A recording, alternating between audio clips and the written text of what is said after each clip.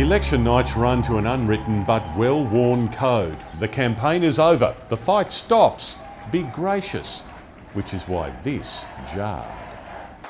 It would be un-prime ministerial of me to say, Bill Glasson, eat your heart out, so I won't.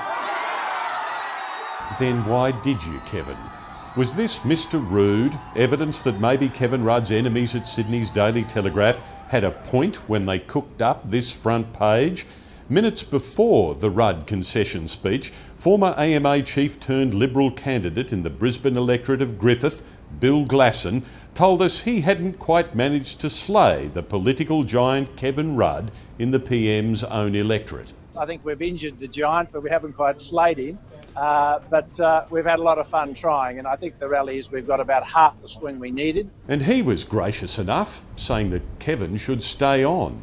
Tonight I just want to celebrate the last 12 months and really say if Mr. Rudd is successful, then I wish him the best, and I wish him the best for the next 3 years to continue to serve the people of Griffith. But Rudd's Glasson line infuriated the Queensland Premier.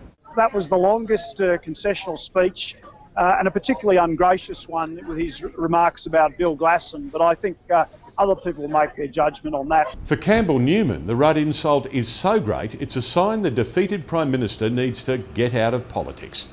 I've got to say this very firmly. It's time for Mr. Rudd to go. I know the Labor Party want him to go because I know a lot of Labor Party people in Queensland.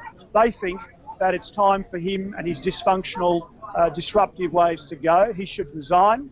And I know that people of Queensland would like to see the end of him as well. If he was really upfront and honest about the result this evening, he'd know that he's been firmly and utterly and totally rejected.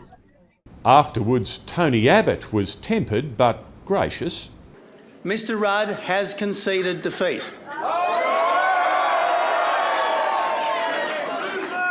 He has been the Prime Minister of this country, not once, but twice, so I acknowledge his service to the people of our nation.